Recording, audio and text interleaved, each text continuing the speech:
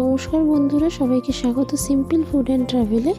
আজকে শিম সর্ষে বা সর্ষে শিম করে দেখাবো। ভিডিওটা সম্পূর্ণ দেখার অনুরোধ রইল।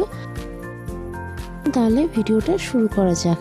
প্রথমে এখানে শিমগুলো এইভাবে কেটে নিয়েছি। এবার শিমগুলোকে একটু ভাপিয়ে নেব। তার জন্য কড়ার মধ্যে পরিমাণ মতন জল গরম হতে দিয়েছি। জলটা গরম হয়ে গেছে। এবার এর মধ্যে শিমগুলো দিয়ে দিলাম। দিয়ে পরিমাণ মতো নুন দিয়ে একটু হালকা ভাপিয়ে নেব। শিমগুলোকে একটু নাড়াচাড়া করে নিয়েছি। এবার দেখে নিচ্ছি শিমগুলো পুরো ভেতর দিয়ে নরম হয়ে গেছে। শিমগুলো এখানে ভাপানো হয়ে গেছে। এবার নামিয়ে রেখে দেব। আপনারা যারা চ্যানেলে নতুন ভিডিও দেখছেন অবশ্যই চ্যানেলটি সাবস্ক্রাইব করে দেবেন। হয়ে গেছে। এদিকে কড়ার মধ্যে সর্ষের তেল দিয়ে দিলাম পরিমাণ মতন। গরম হয়ে গেলে এর মধ্যে হাফ চা চামচ কালো জিরে দিয়ে কালো জিরেটা 2 মিনিট ভেজে নেব।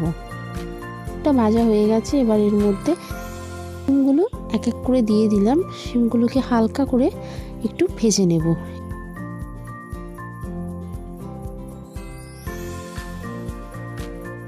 একটা মিক্সির জারে সর্ষে, পরিমাণ মতন নুন আর একটা কাঁচা লঙ্কা আর পরিমাণ মতন জল দিয়ে একটা মিহি পেস্ট তৈরি করে নেব।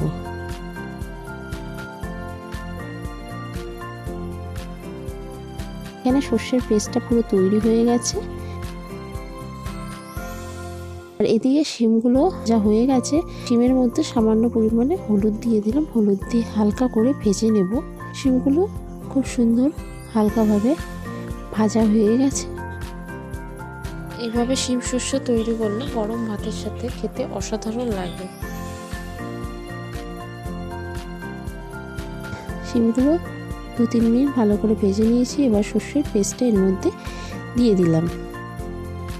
দিয়ে এবার ভালো করে নাড়াচাড়া করে নেব। অবশ্যই মিডিয়াম টু লো ফ্লেমে রেখে রান্নাটা করতে হবে। এবার এর মধ্যে মিক্সির ধুয়ে রাখা জলটা দিয়ে দিলাম। আর দিয়ে দেব এর মধ্যে পরিমাণ মতন হলুদ গুঁড়ো দিয়ে ভালো করে আবারও নাড়াচাড়া করে নেব। আপনারা যারা চ্যানেলটি সাবস্ক্রাইব করেছেন তাদেরকে অসংখ্য ধন্যবাদ। করে নিয়ে এটা আরও 4 মিনিট ফুটতে দেব। 4 মিনিট হয়ে গেছে, একটু গায়ে গায়ে হয়ে গেছে। এবার নামিয়ে রেখে দেব।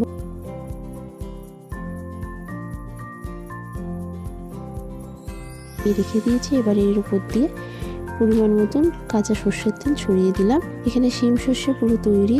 আপনাদের ভিডিওটা কেমন লাগলো অবশ্যই জানাবেন। ভালো লাগলে লাইক, শেয়ার, কমেন্ট করবেন। চ্যানেলটা সাবস্ক্রাইব করে দেবেন।